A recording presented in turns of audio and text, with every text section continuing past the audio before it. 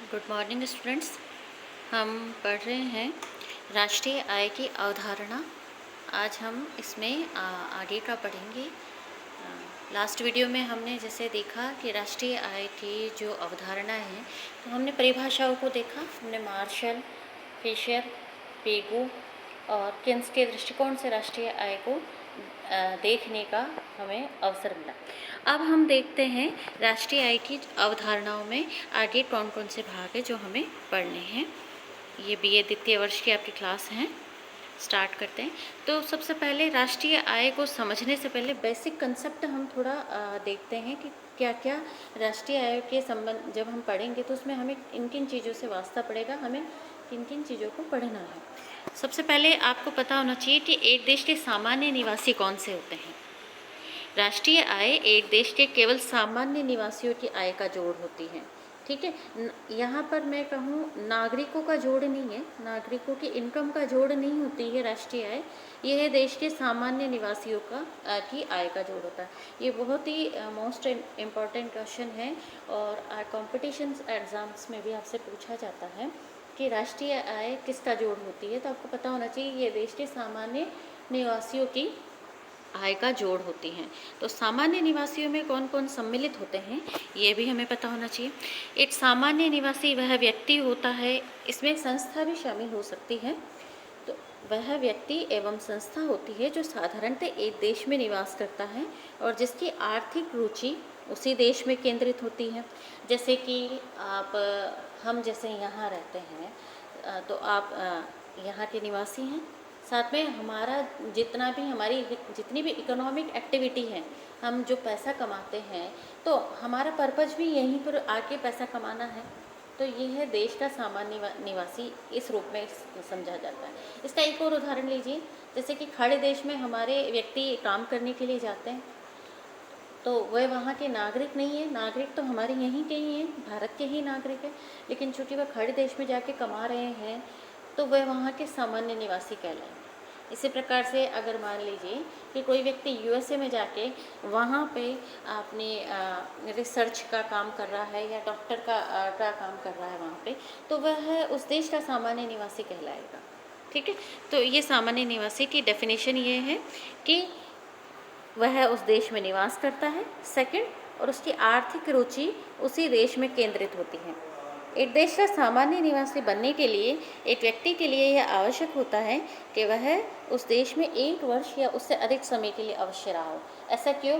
क्योंकि हमने last video में पढ़ा था कि यह क्या है, राष्ट्रीय आय जब हम काउंटिंग करते हैं तो ये एक वार्षिक गणना है। तो अगर कोई व्यक्ति 6 महीने के लिए जाके वहाँ रहता है तो वह सामान्य निवासियों में काउंट नहीं होगा। लेकिन अगर वही व्यक्ति 1 साल या उससे अधिक अवधि के लिए वहाँ रहता है और वहाँ उसके इंटरेस्ट है, इकोनॉमिकली वो इनकम अर्न कर पा रहा है, तो वह उस देश के सामान्य निवासियों में काउंट होगा। अब सामान्य निवासियों में कौन कौन शामिल होते हैं, कौन नहीं होते हैं, इसको हम थोड़ा अच्छे से देख लेते हैं। क्योंकि ये राष्ट्रीय आय एक ये जो आपका टॉपिक है, पहला तो यह है कि मोस्ट इम्पॉर्टेंट टॉपिक में आता है। अच्छा, आपके एकेडमिक पढ़ाई होने के बाद में भी, ग्रेजुएशन होने के बाद में भी, जब आप आगे किसी एग्ज़ाम के पर्पज़ से कंपटीशन की तैयारी करते हैं तो उसमें भी राष्ट्रीय आय एक बेसिक कंसेप्ट वहाँ पूछा जाता है। तो आपको ये जो मेन मुख्य बातें हैं ये जान लेनी ज़रूरी है, जान लेनी चाहिए ताकि आपको आगे कोई परेशानी नहीं हो। तो देखिए, पहला है सामान्य निवासी के अंतर्गत व्यक्ति और संस्था दोनों आते हैं। ठीक है, यहाँ पर ऐसा नहीं है कि किसी इंडिविजुअल पर्सन ही वहाँ जाके काम कर रहा है तो वह निवासी कहलाएगा सामान्य। कोई संस्था भी अगर काम कर रही है तो वह भी सामान्य निवासी के अंतर्गत आती है। इसी प्रकार से ये ज़रूरी नहीं है कि एक देश का सामान्य निवासी उस देश का नागरिक भी हो। जैसा कि मैंने पहले भी कहा है आपको कि ये ज़रूरी नहीं है कि उस देश का किसी देश का जो नागरिक है वह उस देश का सामान्य नागरिक भी हो। ठीक है, जैसा कि भारत में ही देख लीजिए या भारत के बाहर का देख लीजिए आप कि कोई भारतीय व्यक्ति अगर बाहर अमेरिका में जाके निवास कर रहा है और वहीं पर रह रहा है और उसे 5 साल हो गए वहाँ रहते हुए, वहीं कमा रहा है, तो वह अमेरिका का सामान्य निवासी कहलाएगा। वह भारत का नागरिक तो बना रहेगा, क्योंकि नागरिकता प्राप्त करने के लिए अलग अलग देशों की अलग अलग शर्तें हैं। जैसे भारत की नागरिकता प्राप्त करने के लिए आपको क्या करना पड़ेगा, ये पॉलिटिकल साइंस में जाकर आप देखेंगे तो आपको पता चलेगा। इसी प्रकार यूएसए का संविधान अलग कहता है कि वहाँ के नागरिकता के लिए क्या चीज़ें ज़रूरी हैं। तो सामान्य निवासी एक अलग चीज़ हो जाती है और नागरिकता एक अलग चीज़ है। ठीक है, आगे हैं, एक देश में स्थित WHO तथा IMF जैसी अंतर्राष्ट्रीय संगठनों को उस देश के सामान्य निवासी नहीं कहा जाता है। अगर भारत में मान लीजिए कोई WHO का कोई संस्थान यहाँ पर काम कर रहा है तो वह संस्थान यहाँ के सामान्य निवासियों में काउंट नहीं होगा। लेकिन अगर भारतीय उसमें कोई काम करेगा तो वह भारत का सामान्य निवासी माना जाएगा। लेकिन अगर कोई बाहर का व्यक्ति यहाँ पर काम करेगा उस संस्था के अंदर तो वह सामान्य निवासी नहीं कहलाया जाएगा। तो थोड़ा सा ध्यान रखिएगा आप इस अंतर को। इसी प्रकार से मनोरंजन, अवकाश बिताने, चिकित्सा, अध्ययन, कॉन्फ्रेंस, खेलकूद आदि के लिए देश में आए विदेशी सैलानी ये निवासी नहीं कहलाते हैं। विदेशी समुद्री जहाज़ों के कर्मी दल के सदस्य, व्यावसायिक यात्री, देश के मौसमी श्रमिक का मतलब समझ रहे हैं ना, जो सिर्फ मौसम परिवर्तन होते हैं और उस अनुसार आते हैं। जैसे कि आप ये देखिए कि बिहार के व्यक्ति यहाँ पे राजस्थान में भी आते हैं और जैसे जो खेती का काम होता है 3 महीने 4 महीने का, तो उस काम को करते हैं। तो राज्य की जब आए की काउंटिंग की बात आएगी तो वह राज्य के सामान्य निवासियों में नहीं आएगा। ठीक है, वो बिहार में ही काउंट होगा। तो ये थोड़ा सा अंतर देखिएगा आप इसमें। इसी प्रकार से ऐसे विदेशी जो गैर निवासी उपक्रमों के कर्मचारी होते हैं और उस देश में उन मशीनों की स्थापना के लिए आते हैं जिन मशीनों को उनके स्वामियों से खरीदा जाता है, इन सभी व्यक्तियों को विदेशी माना जाता है, क्योंकि साधारणतः वह किसी देश की घरेलू सीमा के अंदर 1 वर्ष से कम अवधि के लिए ठहरते हैं और उनकी रुचि का केंद्र वह देश नहीं होता है। अगर मान लीजिए कोई व्यक्ति है जो मशीन की स्थापना के लिए आ रहा है तो वह सिर्फ अपना काम करके चला जाएगा, तो ऐसे में वह उस देश का सामान्य निवासी नहीं कहलाया जाएगा। सामान्य निवासी होने के लिए आप शर्तें आप कह सकते हैं कि एक तो पहला है कि 1 साल से अधिक समय तक रह रहा हो, फिर दूसरा उसके इकोनॉमिक इंटरेस्ट भी उस देश से संबंधित हो। कि अगर मान लीजिए भारत का कोई व्यक्ति अमेरिका के अंदर डॉक्टरी कर रहा है तो वो उसका इंटरेस्ट है, क्योंकि वह भारत में नहीं कर रहा है, वह अमेरिका में कर रहा है, तो वह वहाँ का सामान्य निवासी कहलाएगा। इसी प्रकार से सीमा पर काम करने वाले श्रमिक या वह व्यक्ति जो लगभग प्रतिदिन अथवा नियमित रूप से 2 देशों की सीमाओं को काम करने हेतु पार करते हैं, वह उस देश के निवासी होते हैं जिस देश में वह रहते हैं, न कि उस देश के जिसमें वह काम करते हैं। ये ध्यान रखने की बात है। जैसे आप बांग्लादेश और भारत का जो बॉर्डर है, या आप नेपाल भारत का लीजिए, अमूमन रोज़ व्यक्ति काम करने के लिए क्रॉस करता है बॉर्डर को। तो ऐसे स्थिति में आप ये नहीं कह सकते चूँकि वो यहाँ काम करता है तो उसका आर्थिक इकोनॉमिक इंटरेस्ट यहाँ पर है, चूँकि वो शाम होते ही वापस चला जाता है। तो इस ऐसे में वह जिस देश का नागरिक है उस देश का सामान्य निवासी भी कहलाएगा।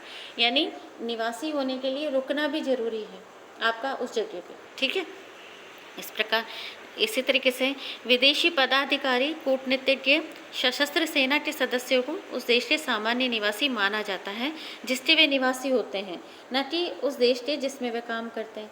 अब जितने भी डिप्लोमेट्स होते हैं, जैसे भारत का कोई डिप्लोमेट्स बाहर काम कर रहा है किसी देश के अंदर, वहाँ पर अपनी सेवाएं दे रहा है, तो वह उस देश के सामान्य निवासी नहीं कहलाएंगे, वह भारत के ही सामान्य निवासी कहलाएंगे। ऐसा क्यों?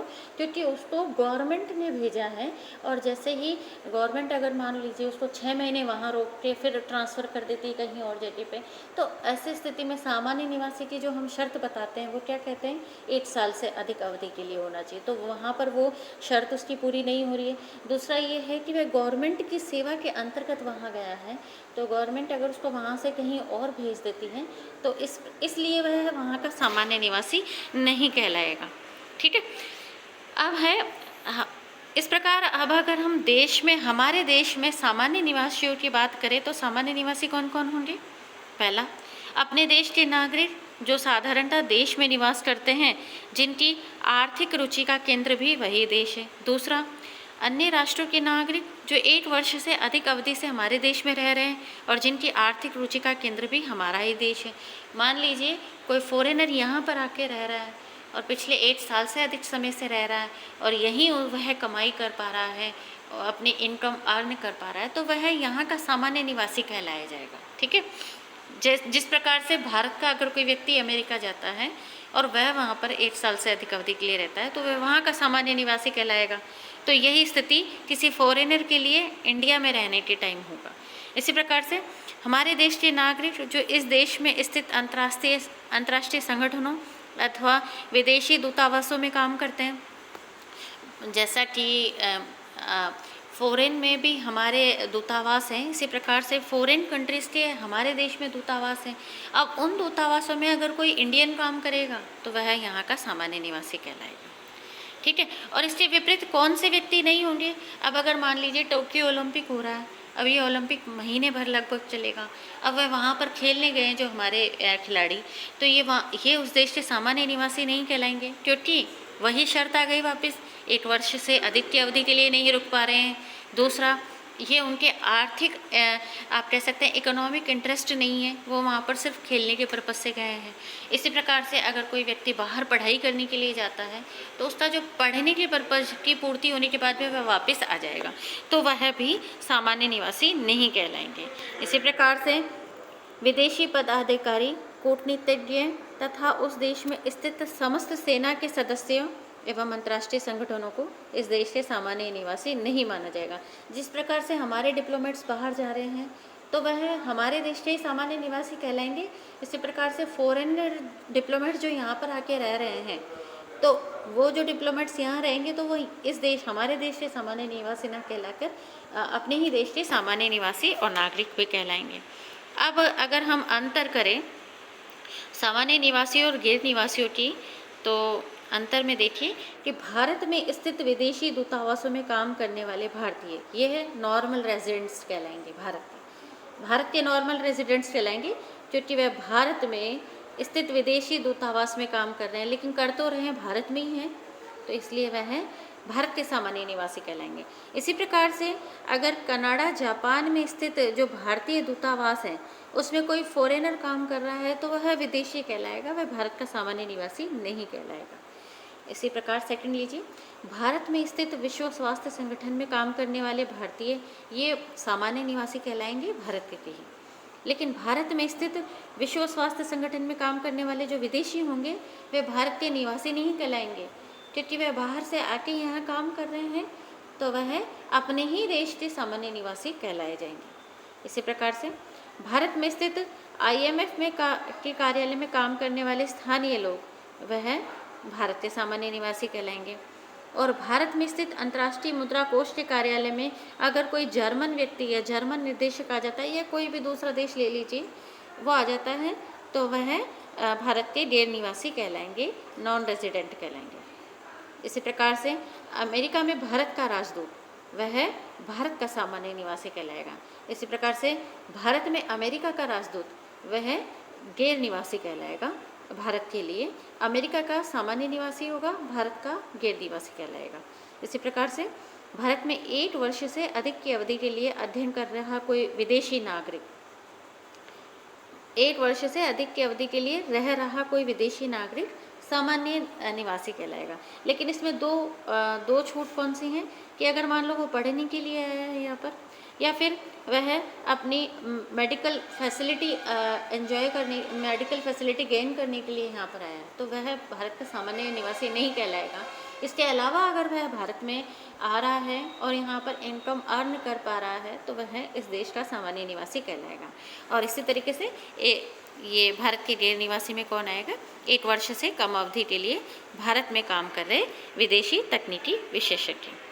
तो ये तो हो गया सामान्य निवासी और गैर निवासियों की बात। ये आपको बहुत अच्छे से समझ आ जाना चाहिए, क्योंकि ये चीज़ बार बार आएगी जब हम राष्ट्रीय आय को पढ़ेंगे उस समय, तो ये चीज़ आप इसको रिपीट भी कर लीजिएगा। अब हम बात करते हैं घरेलू सीमा क्या होती है, एक देश की घरेलू सीमा क्या होती है। चूँकि देखिए घरेलू सीमा से आपको पता चलेगा GDP क्या होती है और GNP क्या होती है। GNP और GDP में जो बेसिकली अंतर है वो सीमाओं के कॉन्टेक्स्ट में ही होती हैं। तो हम देखते हैं इसमें, एक लेखा वर्ष में एक देश की घरेलू सीमा के अंदर सृजित कारक आय को घरेलू आय कहा जाता है।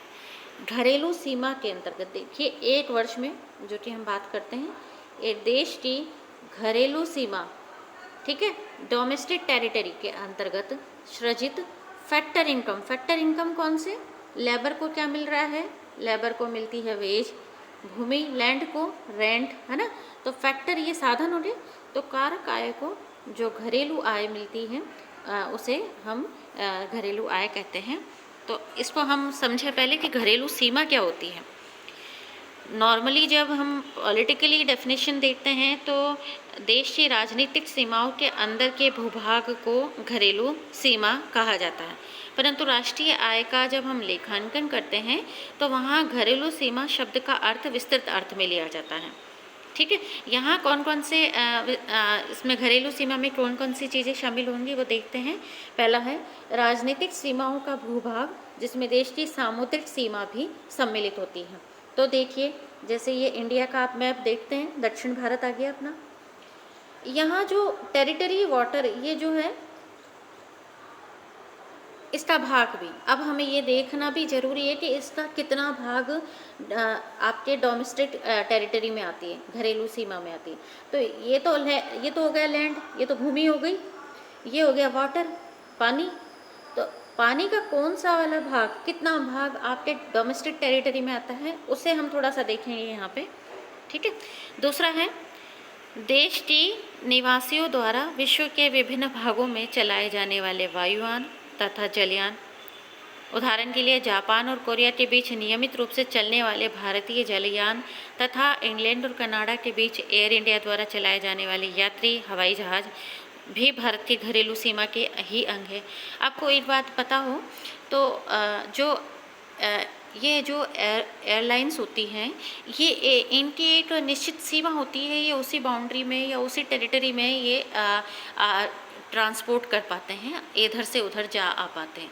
तो वह जिस एरिया को कवर करते हैं वो एरिया भी डोमेस्टिक टेरिटरी में आता है।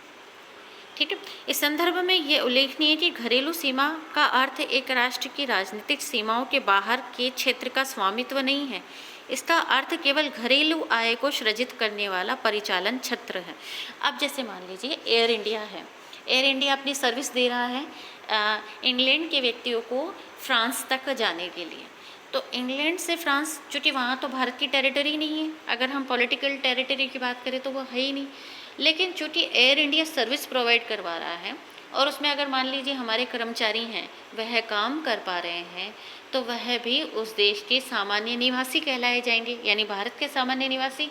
तो ये नेशनल इनकम में हम उनकी इनकम को काउंट करेंगे यहाँ पे। तो एयर इंडिया जितना भी अर्न कर पा रही है इस तरीके से यात्रियों को इधर से उधर लेकर आने में, तो वह भी इनकम में आपके काउंट होगा।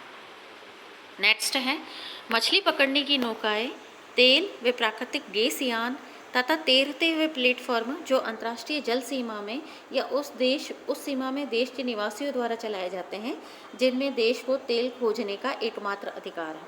जैसे कि मान लीजिए भारत सरकार को अगर ये परमिशन देती है किसी कंपनी को कि वह हिंद महासागर के इस एरिया के अंतर्गत तेल खोजने का काम कर सकती हैं, और ये परमिशन उसको मिल रही है इंटरनेशनल मैरीटाइम ऑर्गेनाइजेशन के द्वारा, तो वह भी डोमेस्टिक टेरिटरी हो जाएगी इंडिया की, क्योंकि वहाँ से इंडिया जो भी कुछ अर्न कर पा रहा है तो वह इनकम में काउंट होगा, तो वह डोमेस्टिक टेरिटरी में आपके आएगा। तो इसका एक और उदाहरण देखिए, इसमें भारतीय मछुआरों द्वारा मछली पकड़ने की नौकाओं को हिंद महासागर के अंतर्राष्ट्रीय जलमार्ग में चलाना भारत की घरेलू सीमा का अंग है। ठीक है, तो ये सब कुछ आपके घरेलू सीमा में आते हैं। इसी प्रकार से एक देश के विदेशों में स्थित दूतावास, वाणिज्य दूतावास, सैनिक प्रतिष्ठान, ये सारे क्या है, घरेलू सीमा का अंग है। अगर भारत का दूतावास अमेरिका में है, वहाँ काम कर रहा है, तो वह भारत की डोमेस्टिक टेरिटरी कहलाएगा, भारत की घरेलू सीमा कहलाएगी। और उसमें जो भी काम कर रहे हैं एम्प्लॉय, वह सामान्य निवासी होंगे। भारत के जो एम्प्लॉय काम करेंगे वह तो भारत के ही सामान्य निवासी कहलाएंगे। और ये इसी प्रकार से भारत में अमेरिका का दूतावास अमेरिका की घरेलू सीमा का अंग कहलाता है। अब एक इम्पॉर्टेंट चीज़ देखिए कि अगर किसी दो देशों के बीच में अगर झगड़ा भी हो जाता है तो आप देखिए सबसे पहले वहाँ के जो डिप्लोमेट्स होते हैं, वो दूतावास होता है उसे बंद कर दिया जाता है, क्योंकि वो उस देश में सम्मिलित नहीं होते हैं, वो उस देश के कहलाते हैं जिस देश से वह आए हुए होते हैं। इसे जैसे कि अभी अफ़गानिस्तान वॉर को आप देखिए, इस वॉर के अंतर्गत हमारे जो दूतावास थे वहाँ पर उनको बंद कर दिया गया है। अब आप कहेंगे कि वो तो अफ़गानिस्तान की भूमि के अंदर है, वो भूमि तो अफ़गानिस्तान की है, लेकिन चूँकि वो दूतावास हमारा है तो उस दूतावास में वो क्या है कि उसकी जो भी वो काम कर रहे हैं वह सरकार भारत के अंतर्गत आता है, तो वह भारत की ही टेरिटरी कहलाएगा। अब कुछ महत्वपूर्ण बातों को हम इसमें देखते हैं। महत्वपूर्ण टिप्पणियों में राष्ट्रीय आय को मापने की भले कोई सी भी विधि अपनाई जाए, सर्वप्रथम हम घरेलू आय को अनुमान लगाते हैं। घरेलू आय का अनुमान हम कैसे लगाएंगे?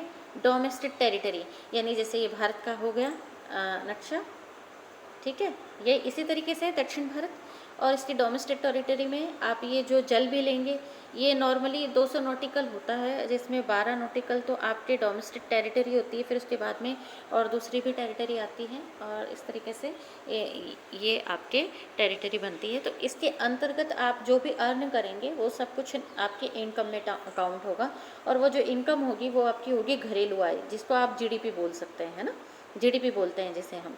और इस जीडीपी में जब हम विदेशों से शुद्ध कारक आय को सम्मिलित करते हैं, वो तब ये शुद्ध कारक आय यानी net factor income from abroad, है ना, इसको जब हम इंक्लूड करते हैं तो ये आपका जीएनपी कहलाता है। विदेशों से प्राप्त शुद्ध कारक आय में कौन कौन सी क्या क्या चीज़ें आती हैं? पहला, हमारे निवासी जो अस्थायी रूप से विदेशों में रहते हैं इनके द्वारा प्राप्त कारक आय, तथा गैर निवासी जो अस्थायी रूप से हमारे देश में रहते हैं द्वारा प्राप्त कारक आय का अंतर है। जैसे कि मान लीजिए हमारे कोई व्यक्ति अगर बाहर काम कर रहे हैं, हर देश में काम कर रहे हैं, तो वह जो कुछ भी कमा रहे हैं वह भारत की जो नेशनल इनकम जब हम काउंट करेंगे तो उसमें वह कैलकुलेट होगा। इसी प्रकार से कोई बाहर का व्यक्ति हमारे देश में काम कर रहा है तो वह जो काम कर रहा है और इनकम अर्न कर पा रहा है वह इनकम उस देश की इनकम में कैलकुलेट होगी, ठीक है। विदेशों में रह रहे हमारे निवासियों द्वारा प्राप्त आय को घरेलू आय में प्लस करेंगे और हमारे देश में गैर निवासियों द्वारा प्राप्त घरेलू आय को घटाएंगे, तो जो कुछ हमें प्राप्त होगा वह कहलाएगा विदेशों से प्राप्त शुद्ध कारक आय, और इसको जब हम घरेलू आय के साथ में जोड़ेंगे तो वह कहलाएगी हमारी राष्ट्रीय आय। तो आज का ये जो आपका वीडियो है राष्ट्रीय आय से संबंधित, ये यहीं पर ही समाप्त करते हैं। इससे नेक्स्ट वीडियो में अब हम इसी से संबंधित और कुछ नेशनल इनकम से संबंधित बेसिक कंसेप्ट को पढ़ेंगे, ताकि हमारा नेशनल इनकम को काउंट करते समय हमारी जो कंसेप्ट बहुत ज़्यादा क्लियर हो, ठीक है। धन्यवाद।